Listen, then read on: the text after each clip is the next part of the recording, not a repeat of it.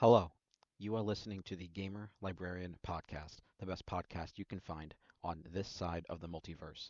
I am your host, Adrian, and today I will be talking about My Hero Academia's manga ending, Stephen King's You Like It Darker, and more. Afterwards, be sure to subscribe to be notified when future episodes are released, and show your support by liking and leaving a comment. Thank you for joining. Here we are on another Friday, August 9th, and I am so glad to be talking to all of you again because we have a great amount of news and topics to talk about this week. So many things came out, and in light of some events for a lot of things, I think that they're fairly positive because things are moving in the right direction. And I want to talk about things like right now, the Game Informer magazine being shut down by GameStop after 33 years. I mean, that's pretty crazy. You know, um, they bought them at some point. GameStop bought them around, it looks like 2000 from Funkoland. And, you know, ever since then, I've been a big reader of them since I could read, and I've been getting them in the mail. So I'm pretty, struck by this, at least like a little emotional. Because I liked getting them in the mail. That was always fun. And then when they went digital, for the most part, it kind of was the same thing. I was still excited to read all these new articles and stuff, but I didn't really necessarily go to Game Informer specifically for all my news, like my daily intake of gaming news. Like that was always IGN. I'm more of an IGN kind of guy. I just kind of like their app a little more, and their articles are, at least aligned to what I enjoy or think should be written about games. Not to say that the Game Informer is bad. It's just I never liked the app. The app was always very difficult to use. I think it's pretty important to talk about. Dragon Age is the last issue that they talked about. Like on the last issue, it was Dragon Age, the last topic. And Dragon Age Veilguard is a pretty controversial game, I would say. I think the idea for making a game that's for a more modern audience is clashing with the older audience, like I guess me and maybe some older people. Like Dragon Age was pretty popular around the time that I was into Dragon Age and around the Xbox time, like 2000 and stuff. And those times were pretty different from what you see now. Like obviously games are made very edgy and dark, but Dragon Age Origins does have a lot of like lighthearted stuff, which I think is pretty cool. And yeah, that's just very sad that Game Informer is being gone now. And now we have left with this more digital kind of media, and that physical kind of magazine theme or media is just not there anymore. And we don't really have that. You're not getting things in the mail anymore. Obviously, when the digital age, you can just look up any topic or any news article, and things are moving forward so fast. And I think a lot of companies and a lot of industries are trying to catch up. AI is a big thing that's impacting games. It's impacting a lot of people's jobs, including mine. So it's a very hot topic. So uh, shout out to Game Informer. They've been here for 33 years, and they have lost a lot of their products. Like a lot of their articles that they put out, I think are lost to time. The physical ones, especially because I think there's very specific like ads and other kinds of like fun stuff that they added in. Like I could probably imagine they had like user feedback and like reader questions and reader polls and all kinds of cool other stuff, which I think is probably lost to time. You can read about it. The links will be in the description, and you can go on and see it. I'm sure some of this articles is saved on like an archive somewhere, so people can read like these really cool in-depth interviews and reviews, which I think is pretty awesome. But it is kind of depressing that we don't have any more of these kind of fun things to look forward to, because now it's just you just wait for a pop-up on your screen or a notification from like YouTube for a trailer drop and stuff, and that's pretty much it. People don't really take into account a lot of these interviews and stuff. I know a lot of companies still do it, like IGN still has a lot of interviews with various people. We went over their interviews with the Dragon Age people, and I think even Game Informer had a physical interview as well, which is crazy considering that now they're gone. I like those interviews. They're very fun. I think it's very important to be able to see how the devs, how the publishers, and how the people making the game, promoting the game talk about it because it's very transparent of how they think of the game and how they feel of the game if they talk about it versus what they're showing because the showing is very different on like a very surface level aspect. I think personally, but at least in the Dragon Age interview, they seem pretty positive. And I keep talking about Dragon Age over this because that was just, it's pretty much the last article for them. That's kind of sad. But shout out to Game Informer. That's pretty upsetting that you guys are gone. And I still have all of like the magazines from certainly the years of like 2006 and like 2011, like whatever between then, I still have all those issues. They're on the shelf over there, which is wild. And yeah, that's pretty sad. That's pretty sad. So we can talk about another cool things like that. I want to talk about like some game announcements, which I think is pretty great. There's the Cult of the Lamb trailer that they put out for two new DLC packs. I love that. The Pilgrim pack and the Unholy Alliance, which the Unholy Alliance gives you a co-op update, I believe, and then the Pilgrim pack gives you like new followers, new outfits, and like some new stories, and even a comic book, which is crazy. So certainly gonna be talking about that when that drops on August 12th this weekend. So next week we're definitely be trying that out because I would love to play some co-op with somebody through like online or whatever they have. So unsure. And another topic that I want to talk about was specifically Borderlands. This is one of the transitions between this game announcement and then the Borderlands movie. I wanted to talk about both, but for Borderlands, they're not only putting in the characters from the Borderlands game in the game Brawlhalla, they also have their really bad movie out this week, and all I see is people talking trash about it. And I don't know. I never really considered the movie to be good in the first place. I always thought the movie was always going to mess up something. And I hear things like the green screen's bad and the characters are like too old for the like the actors are too old for the character they're trying to play. And then the like writing very much is not kind of the same as Borderlands writing as far as I've heard. I'm not really hung up about the character, like the actor choices for the characters, but I certainly think that for like translating this video game into a movie, there's like obviously going to be some things that aren't really the same. Like to me, I don't view the Borderlands story as really all that interesting. It's kind of just pretty basic. You have these people that are here and they have to like find something, but there's like a big oppressive government or force there. You kind of just, get rid of them. That's most of the games. That's practically most of the games. And the Pandora is a really cool world and really interesting, but it's so odd and it's such a odd place. I think a movie for it is just odd. It just seems odd. But I'm gonna watch it hopefully at some point. I'm not really sure when, but I would like to. But for a movie that got like a 3 from IGN, I'm not really sure I'm gonna be really caring to go out of my way to pay money for it. You know what I mean? And I'll just wait for it to be streamable on like Netflix for free, certainly. But I will say I'm excited for the Alien Romulus movie. That's gonna be sick.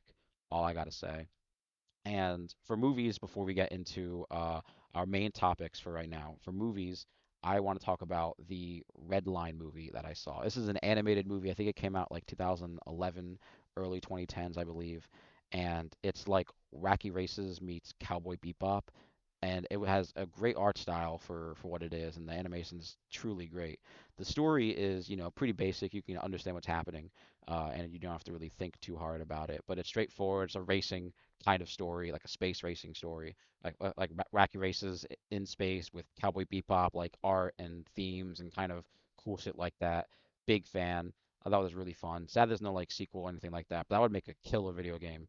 Truly, we need more racing games out there. We really, really do. So we also watched the Sandy Cheeks movie, the SpongeBob spinoff that Netflix put out. And the one of the worst things about it is like the animation that they chose. So like they obviously went for a more 3D animation for the characters. Everything else is like real props or like real life, like live action kind of stuff. But I think that for a majority of the movie, like when they were underwater, in the beginning of the movie when they're underwater, and then like maybe towards the end and all that stuff. It should have been animated. It should have truly been animated, just like the SpongeBob movie was. Where they're animated for a good chunk of the whole thing. It's cartoony, and then for the little bit at the end, like on top of the water with David Hasselhoff and some of the characters, like their live action. I think that should have been done way better. The villain was not good. That was probably the worst part. The villain, like the sidekicks, but they're like not super important. Obviously, SpongeBob's like the main part, but like it's a kids movie and I liked it for like what it was. It wasn't really all that bad, but I think that a lot of things could have been a lot better because it's just like why would you want this animated piece of shit? It's not good.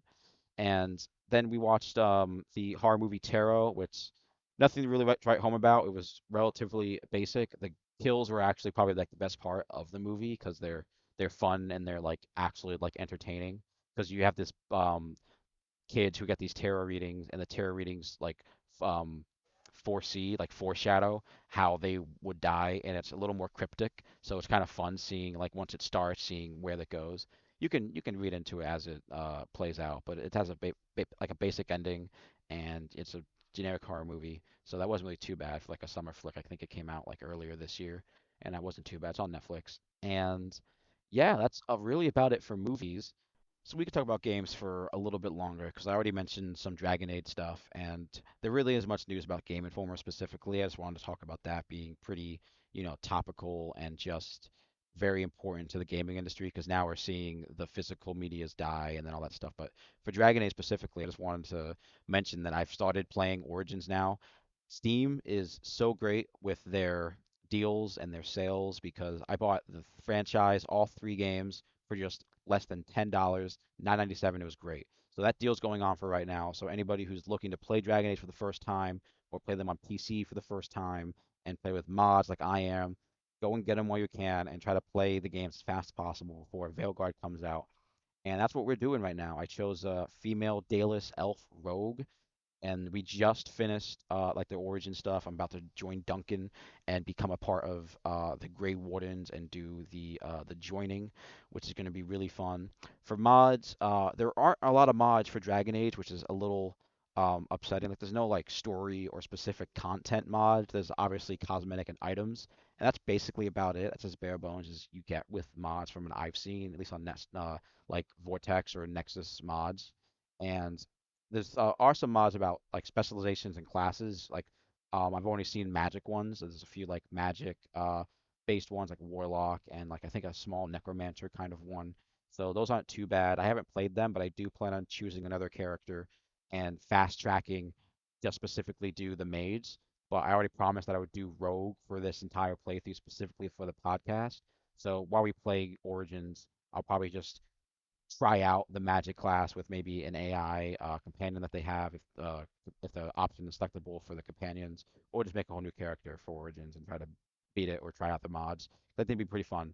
Mage was my first class for Dragon Age Origins, and it's always my first class for any RPG really is magic classes. So that's it. And there's a Magic Goose mod that I got that gives you free money. Love that. I don't got to worry about farming anything once I get to a store or doing anything nonsensical like that. I could just go in. So there are some DLC stuff, and hopefully the mods don't conflict with the DLC. I've seen that being a thing online, is that they're conflicting. Because not a lot of these DLCs connect, but some of them do. Awakening certainly connects, and I think the Shale DLC connects with the main game. But things like Liliana's story and I don't know if there's another one or Witch's Hunt. I don't think those connect like together with your characters, so you can just have things transfer over, hopefully decently with these mods, and hopefully don't crash my game as much as they've been doing now. But Dragon Age, I'm so glad to be having the series in full swing because then once we finish Dragon Age Origins, we can start reading some of the supplementary books. I think there's maybe one comic that takes place before Kirkwall, like the events in Kirkwall and Dragon Age 2, and this on Dragon Age 2, which will obviously be more mods. Thank you Steam, and we can see what mods they have for that game and finally play Dragon Age 2 for like the eighth time. And I'm a big fan of playing that game. It's truly fun. I think it's my favorite. And I'm glad I chose the Daedalus Elf opening for this game because this is where you get introduced to Meryl, who's a character in Dragon Age 2. I completely forgot about that. That was just like an option that I just picked like off the top of my head, like at the end of the character creator. But I was pretty excited to see that she was there. I totally forgot. I don't think I've ever done an elf. Maybe if I did, it was like the house elves that are in the towns, the cities, the slave ones. So yeah, Dragon Age is pretty fun.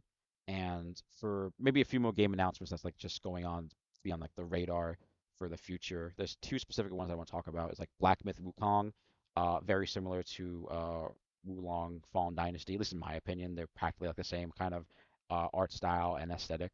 Black Myth Wukong takes a lot of inspiration from China's Journey to the West story, which I think is great. That's very like cool because we talk about it here on the podcast, and it's very similar to Dragon Ball, and it looks like a fun ass game. It looks awesome. So that comes out August 20th, and hopefully Dragon Age Origins will be finished by that time, and we can play that game for a little bit. and I don't know when Dragon Age Veilguard is supposed to come out. They were supposed to like do an announcement, I think, for it September or October, and it'll do something, but who knows what they're gonna do for a release date. But I need time to play these games, so hopefully we can do that. This weekend's looking pretty packed, so unsure when I'm gonna have time to blast through Dragon Age Origins. But Black Myth Wukong is on the radar for when it releases, so at least if it's not a very good game or super positive online, by the time it releases, I'll be talking about that because I'm excited for it. It certainly looks fun. And as somebody who just read Journey to the West here on the podcast, I'm very excited to experience a video game set in like an inspired world by that. That seems awesome. So shout out to Black Myth Wukong, and I'm looking forward to playing that game. And then there's THQ Nordic had a showcase recently, and so I think the developer Handy Games is working with them under this. I could be completely wrong. I just have my notes here, but they announced a game called The Eternal Life of Goldman, which seems awesome. Very much like a Castlevania, like a Metroidvania, Hollow Knight kind of experience, a little similar to that. But I don't think in this game it's like backtracking, at least from what the article says that I have here. It does mention that the gameplay is specifically about an old man who gets upgradable cane to use on enemies. So you obviously that cane might be used for traversal and things like combat and maybe other secrets and cool shit like that. Seems awesome. The gameplay looked great because it looked fluid and snappy, very much like Hollow Knight. And then the art style looked awesome. I think it looks really cool versus like games that are a little more realistic, like Black Myth Wukong that had more as a more realistic kind of art style to it. Obviously, it's a fantastic setting, but the cartoony 2D animated style that Eternal Life of Goldman has really looks great, and I'm looking forward to playing that game. And just know this like game they mentioned that game was that game showcase was Gothic 1 remake, like it's a remake of an old game from the 90s, I think, like one of those old dungeon crawler games. But it looks great. I'm looking forward to at least trying out that game at some point. And yeah, that's basically it for game announcements. I think in the future we have Dragon Ball Sparking Zero coming out, which is going to be a specific great time for us because we just finished Dragon Ball, and hopefully maybe we can start doing other mangas like Dragon Ball Z and other stuff like that. But I'm looking for Dragon Ball. That's going to be definitely a fun time to talk about in the podcast. Let me take some time to talk about our sponsor, Dubby. Dubby is a clean energy drink that is made to give you focus with no crash, jitters, or angst like other energy drinks. We also have no maltodextrin filters and use artificial dyes. Dubby contains vitamins, amino acids, and nootropic, a 150 milligram caffeine. If you use coupon code GamerLibrarian at checkout, you will get 10% off any order from products from drinks and powders, apparel, portal bottles, stickers, and bags. Click the link and get your 10% off. Dubby is an energy drink that is produced in FDA registered and inspected facilities in the United States.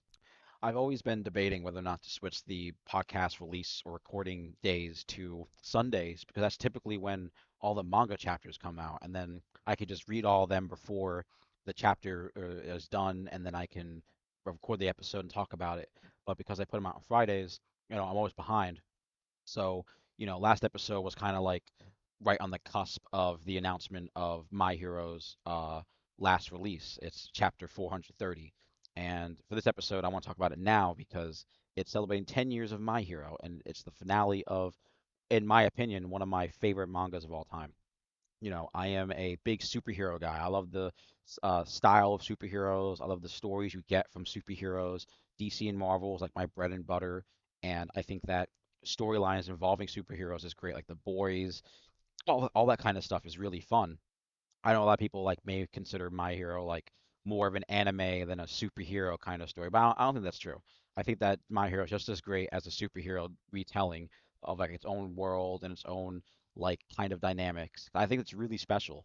You know, in my opinion, My Hero is very much like a mixture between your generic comics and like the boys because you have this disparity between the superheroes that are celebrities and like looked upon like they have like degrees, the same kind of like scaling system that like Vought has for the boys. They still have that.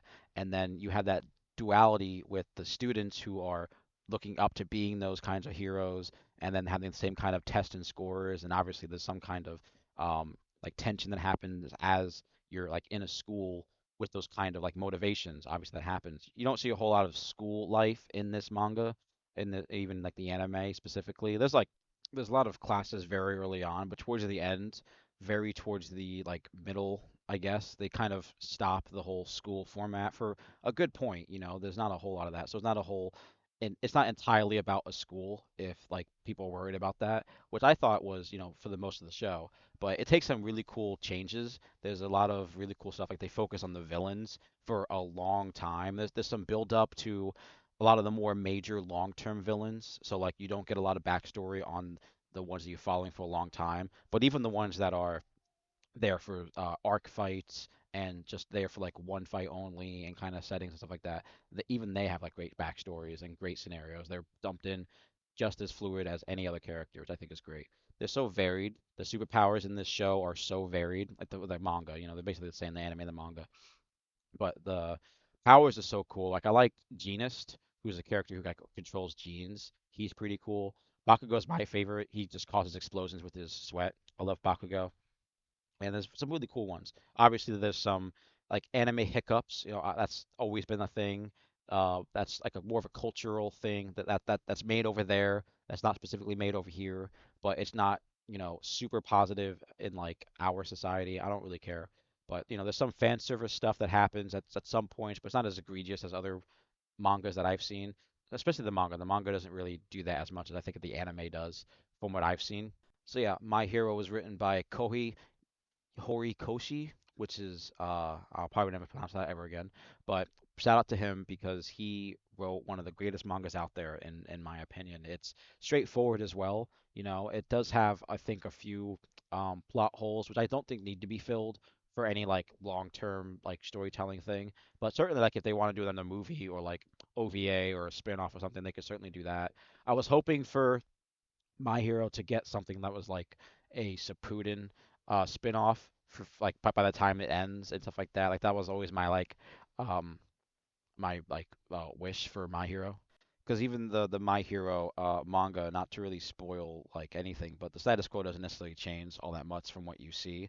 Everything kind of resets to like, oh, everything's pretty positive now. Like people have grown up. There's like a really cool time skip, and then you see where people are about 8 or 10 years into the future, which is going to be cool for any kind of spin-off and stuff. So maybe he's just setting up for that, which is awesome. I don't know if Naruto did that specifically. Maybe that was a big issue that happened with Boruto by then was just not planning for like sequels and stuff, which I think, it hits everything. You don't plan for sequels like all the time, so you're not really trying to focus on your plot holes. You're not really focused on your long-term threads and things that were like hung up in terms of like storytelling. Because there's some stuff in My Hero that doesn't need to be fleshed out or like touched on even more, but you could definitely get an idea of like where it went because it's a pretty positive ending. It's a straightforward ending. It ends really positively for everyone, including the main character. And I think everybody is it's a happy ending kind of story, which in terms of endings for like these worlds where like it's so see this is why I like My Heroes 'cause like the villains come from a very real place. It's very human to be like shunned from society. And you don't see a lot of villains in My Hero acting out of pure selfishness. You're not seeing somebody just because I have superpowers or these gadgets, I'm gonna just start stealing money and holding the president hostage and demand to have like 4 islands and dinosaurs and all this kind of stuff. You're not seeing them like try to make dinosaurs take over the world. You're not seeing these really wacky long plans. It's a society where like if your superpowers aren't being used for the proper good or aren't useful, then you can just do whatever you want. But if your powers, restrict other people's way of life, if they're scary or if you have to like feed on someone else's blood to maybe live or survive or do anything that's pretty egregious, you're truly shunned from society and the My Hero. That's like the story they're going with. That's the vibe that they take as these villains, and you can see that. You can see a lot of animosity towards not just superheroes, but even super villains, people with superpowers.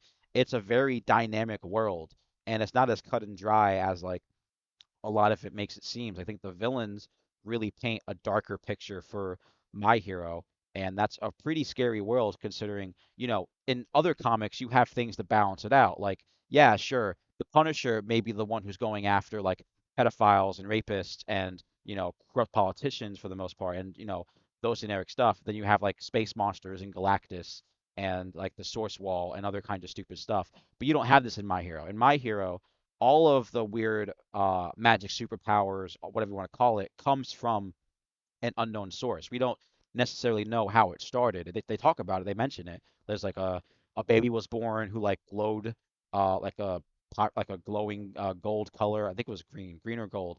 But the baby's glowing, and then that was the start of it. People started being born with powers. You don't just mutate into powers. There's some cases powers can give powers. That's a very later on kind of thing. But from what we've seen, My Hero takes superpowers as a genetic thing, very X-Men inspired, very much like humanity's doing this change. And by the time My Hero starts, by the time the My Hero manga begins, they're like 100 years. They don't necessarily give a time between when it starts versus when it ends, but I would say like 100 years, right? I would be generous to say that maybe 100 years passed between the birth of that golden boy and then the setting of My Hero manga beginning right now. That's what I would say because you have the wars that happen, like the big battles that they mention between not just like superheroes and villains, but like the superhuman cult that like is only for superhumans, very like racial tendencies kind of stuff. And then you have like these bigger supervillains like All for One, who's been repeatedly doing these attempts throughout years and fighting multiple iterations across generations of the like All Might stuff. So yeah, I think there's a lot of history that My Hero doesn't necessarily need to flesh out, but it's a really dynamic story because you have this history of humanity trying to justify its existence. You have these humans that are being ostracized and neglected based on things they can't control, their birth. It's very, very controversial and very topical. I think that's really great.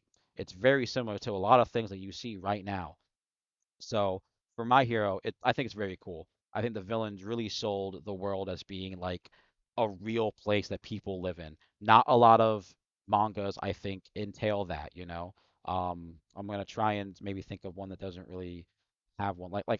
For we'll talk about it soon, Black Clover. You don't necessarily see a lot of like the negative side of Black Clover. Everything seems like a very uh positive society. There's not a lot of criminals and things like that. They mention that, but you're not seeing it.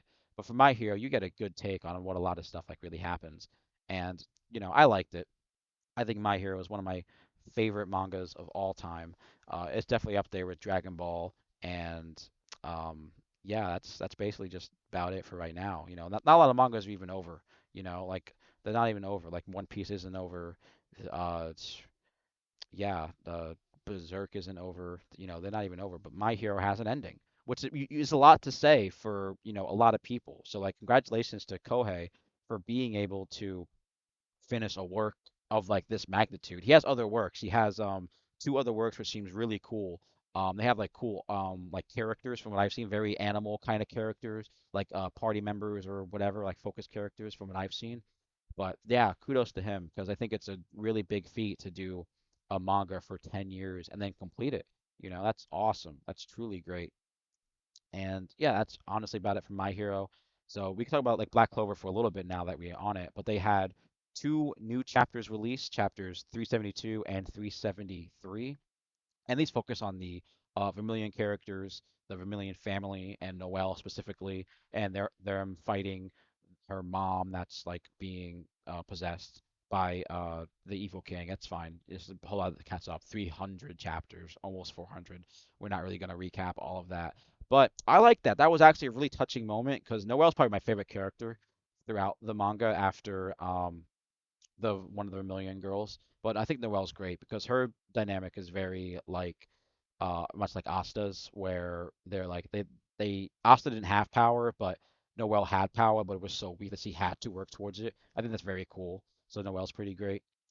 And yeah, those very two quick ones, but the fights were really good. And I'm gonna have to wait 3 more months for more of Black Clover, so I am upset about that. But hopefully, we're gonna get more on the Asta and Yuno fight between the King. That's about to end, I'm pretty sure. And yeah, Black Clover is pretty great. So Wild Strawberry also had its 20th chapter released this week, and that was basically a little black flashback story for Taisuke Takasago, titled 16-Year-Old Dad, and it's his story of like taking in four orphans and then becoming a member of the Jinko fighting force and trying to survive with them, which is pretty touching. It's pretty cool.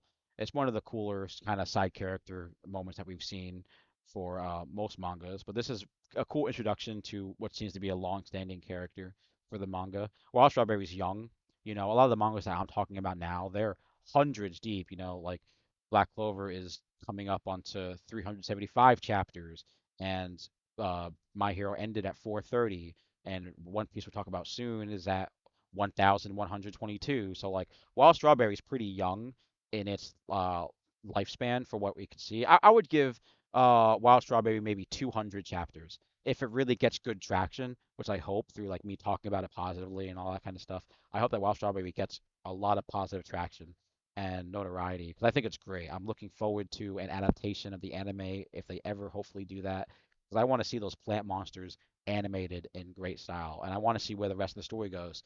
I'm excited to see what's the cause of the Jinka, why they're there, and what kind of monsters and all the kinds of other fighting styles that we're seeing involving Jinka. That's mostly why I'm here. The main character's like little sister complex is up there with things that are not really cool with anime and me. Like I don't really sit well with that. But as character tropes or whatever you want to call it go for anime, it's not my least favorite, so I can deal with it. And it's not prevalent now anymore. It was a little more prevalent in the beginning of the manga, so it's not a big deal now. Certainly not a big deal anymore. So Wild Strawberry is so good. And like I mentioned, One Piece just had chapter 1122.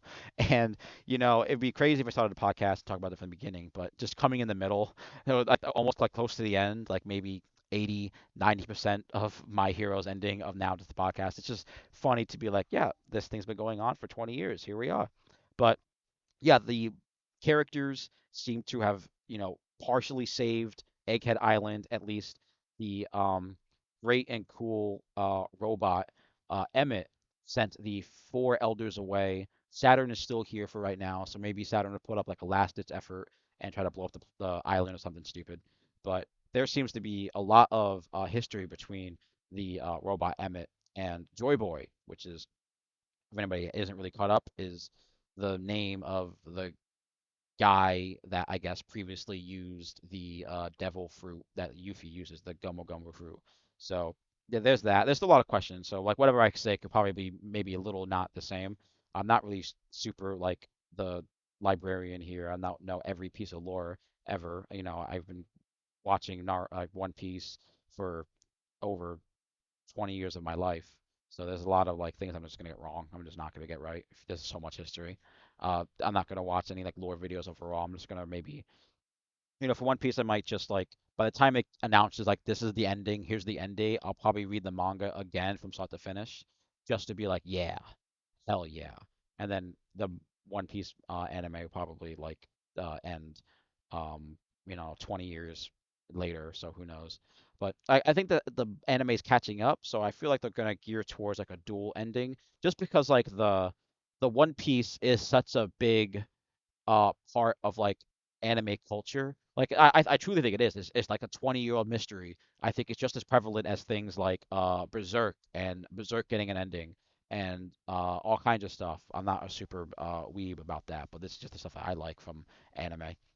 So yeah, I think that One Piece's ending is going to be really pivotal to like the anime culture, and the One Piece being, I think, sewn off at the same time in the anime and manga context would be pretty great. I think that'd be pretty influential. I do think that like it would be kind of a letdown for anybody who was really only an anime follower, and then the manga ends, and then all the spoilers, what the One Piece is, and all that just comes at them. Honestly, I think that would ruin One Piece for me. That's why I chose to read the manga. That's what got me to read manga in the first place was One Piece.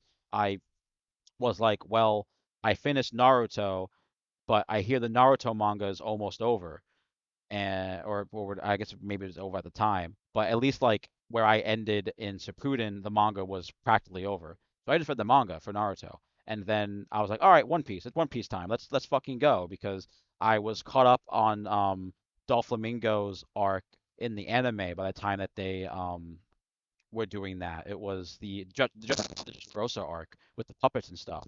They were like super early into that, into the anime. Well, I'm not gonna fucking wait 8 months and years for this fucking shit.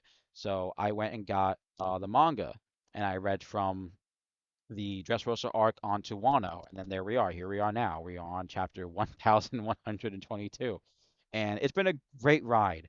And the any kind of like twists and turns they have, I think is going to be truly positive. But I want to be there for that moment when the One Piece is like announced. That's one of the things like I'm kind of living for. It's like weird to say, it's odd, but it's like one of the things that like I just have to see. And there's a lot of people who didn't get to see that. I know that. There's a lot of people who watched One Piece when it first aired, when the first chapter started, and you know what? I hope they got reincarnated to be able to experience that because that's something sad. I think we can all agree that like not living long enough to at least finish a story that interested in, you're involved in, you're passionate about. I think that's a little sad. And I do this podcast here to like share the journey with everybody for One Piece and for video games and for books and all kinds of stuff. That's really why I do this. That's basically it. And One Piece I think is going to be one of the coolest things to talk about coming up in the future. So just like we talk about the My Hero ending right now. It may not be as big and prevalent right now for just 10 years, but One Piece has a 20, 25-year history, just as long as I think Dragon Ball. And yeah, it's super important to talk about and acknowledge, in my opinion, because One Piece is just like Dragon Ball, just as influential as anything in terms of the manga and culture aspect, culture space, whatever you want to call it.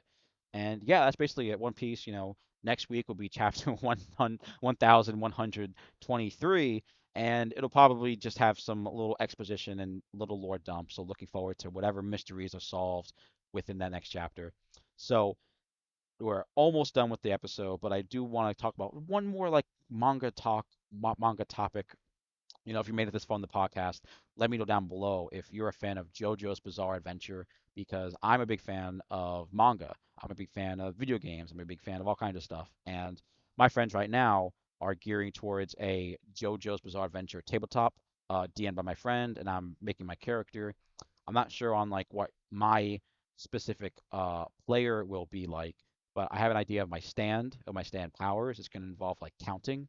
My character is going to have like OCD complexion called arithmomania. This is a compulsion need to count. So I was thinking maybe my character like counts things and that activates his stand, which is how he got it, and that counting is used for his powers in some way. I haven't really delved into super hard on how to that would work. But I'll be going over the rule book, like the fan-made rules that are online that we're using, and making a character for JoJo's Bizarre Adventure. And I've only ever read to the first part of JoJo's. Like, JoJo is fighting Dio, and Dio just got like the mask, and he resurrected those four people, and the four people like historical figures. And that's the once that fight ended, I was like, oh okay. They were like, my friends were like, yeah, it'll change every part or so, and I was like, oh, that's not bad. So I want to get back into it at some point. So if you guys are interested in me talking about JoJo's manga here on the podcast, leave a like down below and comment if that's a good idea because I'm looking for more manga to read. I have a list coming up, and I just want to have more that to talk about, especially now that My Hero is over. So a little sad about that, but yeah, one door closes, another door opens. You know what I mean? So that's super it for manga. Next week will be hopefully just as long of an episode on manga as this one. And so the last topic that I think we should talk about is the book You Like It Darker by Stephen King. This is a book I've been reading for the last week and a half or so. And I'm not really big into short story collection books, but I wanted to give this one a shot because it was gifted to me, and I'm a big Stephen King fan, and I wanted to read something that was relatively not super like long or like intuitive or anything dumb like that because we have Dragon Age stuff to worry about. But now I read this, so we have 12 stories within this book, and I had liked a few of them. There was mostly like Two Talented Bastards and Danny Coughlin's Bad Dreams. Those probably like my two favorite overall. But I did like Red Screen, and there's Rattlesnake, which is like a Cujo spin-off, which is all right. I don't like Cujo, but Rattlesnakes was not bad. It's like a sequel, and those weren't too bad. But for Stephen King short story collections, this is probably my favorite one overall. I read and enjoyed most of the stories out of this collection more than I ever had the other ones, like Bizarre Bad Dreams and uh, I think it's like Come Closer or something like that, something closer. And yeah, those were okay. Stephen King definitely has a good writing style that makes short stories easy to read, but I specifically don't like the short story format. I kind of like longer form stories, like stories that are like generic novel size or generic paperback. If it's not more than like 150 pages, I probably won't usually read it or even try to. But like 150 is like generous. Like I like novels to be about 300, 350 average, you know, somewhere around there. That's where I like my page length to be at. I think those books are really like the ones that are really enjoyable. But that's like, if, ands, or buts kind of stuff because there's a lot of things that go into these books, and not a lot of that is just page size. That's just, more of a comfortability thing. I find that like 300 pages is a sweet spot for a really enjoyable book, but that really depends. And yeah, definitely a little short order on the Stephen King talk because the stories were all right. The Two Talented Bastards had some pretty nice stuff between these two characters who I don't know. It was like uh very much very inspired by like a writer writing about a writer, which is very Stephen King. But then it had like the perspective of the kid of the writer, and after the kid's father dies, the kid like investigates his father's life, and they find out that they had like a weird past with a best friend, and it was okay. It was not the best. Probably the best one in the whole book was Danny Coughlin's Bad Dream. That was like very tense, and it was very similar to Stephen King's other story, The Outsider. I think it was pretty similar to a degree because like the tension and the notions around it, it's very much like a um murder mystery kind of event, and the tension in it and all that really reminded me of The Outsider. Even though the short story, Danny Coughlin's Bad Dream, was a lot more satisfying, certainly satisfying than The Outsider. This ending for The Outsider is probably the worst part about the book. Up until Holly Gibney is introduced, I think the book was great. But in The Outsider, Holly Gibney is a character from another Stephen King series. Not going to mention it, but her just involvement kind of steered the rest of the book into like a downhill. And then the climax of it, which was at the very end when you meet the villain, was so lackluster that I despise the book now. I don't like that. The Outsider wasn't good because of that ending, in my opinion. I thought it could have been a little bit better, but it's a little similar in terms of that kind of notion, that mystery kind of feeling between The Outsider and Danny Coughlin's Bad Dream. Those are very similar.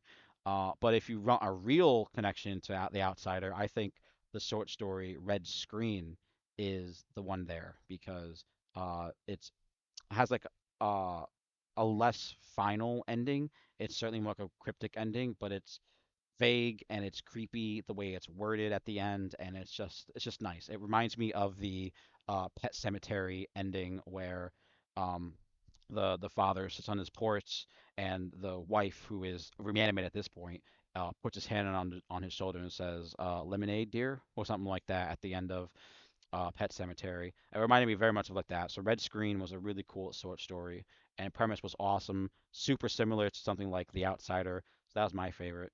Um, yeah, I'm not a big Cujo fan, so like rattlesnakes, it's just not something I really care about. And I didn't really like Cujo. That was probably my least favorite Stephen King story of all time. I dislike it more than like Dreamcatcher and other stuff like that. So, yeah, this isn't the first Stephen King book that we read for the podcast, and it certainly will not be the last because I love his stories. I love seeing what he writes. I like his older stuff a little bit more. I think they're definitely a lot more towards like the uh, mystery, sci-fi, suspense horror kind of vibes. And for modern Stephen King, it's definitely more mystery. He's more of a mystery suspense kind of dude. He doesn't really go into that horror specific aspect. He's not making monsters that are specifically scary or interesting, or settings and moments that are drawn out but also still scary and stuff. Like if you read Stephen King, you know what I'm talking about because like Stephen King really thrives in like where his stories are really weird, but then influences characters. And a lot of his stories now, they're not really weird. They're very simple kind of mystery stories. Like Fairy Tale is like a very fantastical, like boys coming of age story. That's very like not him.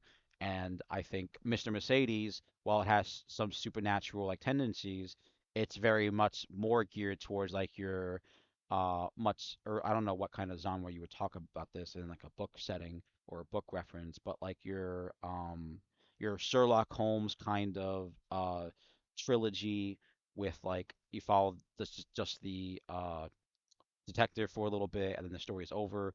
And at that series, Mr. Mercedes had a really good beginning. It was really great, and then the book was good. The sequel, Finders Keepers, was garbage. That book should never been made. Finders Keepers was ass. And then End of Watch, I think, is the end of the trilogy. That book was better than Finders Keepers certainly, but nowhere near as good as the first book.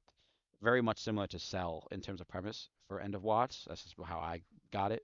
And Cell is another Stephen King book. And then Holly Gibney is in that series. He's put in The Outsider, and I think that the rest of it was just downhill from there. Holly Gibney also gets her own book, which I haven't read, or maybe it's like a short story. I haven't read it, and maybe I will at some point. So yeah, that's basically about it. If you want me to read more Stephen King, let me know down below in the comments. This is episode 45, so we are five away from our 50th episode. And I'm trying to improve the podcast and in a lot of ways. Obviously, like video quality, audio quality is something that can certainly be improved because I'm not tech savvy and my equipment's pretty basic. I just have a laptop and I'm using a game set up, like a game headset right now. So that's really all I have.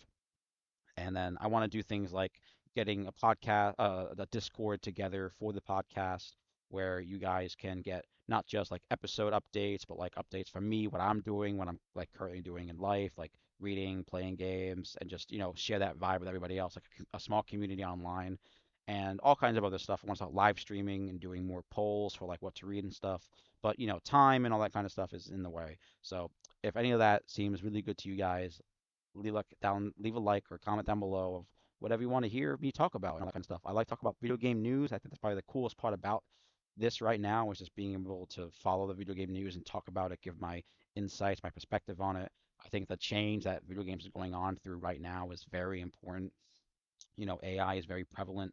We have a lot of new tech, and that's changing the industry. And video games aren't the same anymore. You have these companies that feel like they're, to quote Asmongold, they have these companies that aren't too big to fail, they're too large to succeed, which is awful. That's an awful saying because these games take a long time to make and they cost a lot of money to make, and then they cost a lot of money for the public to purchase. It's just it's a very difficult time to be a gamer, and this is a first world privilege. I'm not talking about like my struggles in a place where there's no drinkable water or anything like that. I'm a very privileged person. I get the opportunity to talk about this stuff to you guys on the internet. Not a lot of people get to do that. So I want to acknowledge that to a certain degree by giving you all giving you guys something back, not just me talking and stuff, but like making it feel like, we're a community together in some way that just like the same stuff. I like video games. I like manga, anime, movies. Books is one of my favorite things in the world. And that's probably something I'm trying to really talk about more is books. So talking about writers like Stephen King and writers who collaborate with video games and comic books like Karen Travis are really important to me. So that's what I'm here to talk about on the podcast. So coming up soon will be our 50th episode. Look for in the future. This has been episode 45 of the Gamer Librarian podcast. Be sure to subscribe for updates on future episode releases. Leave a like and comment on what games or books I should talk about in the future. Thank you and see you next time.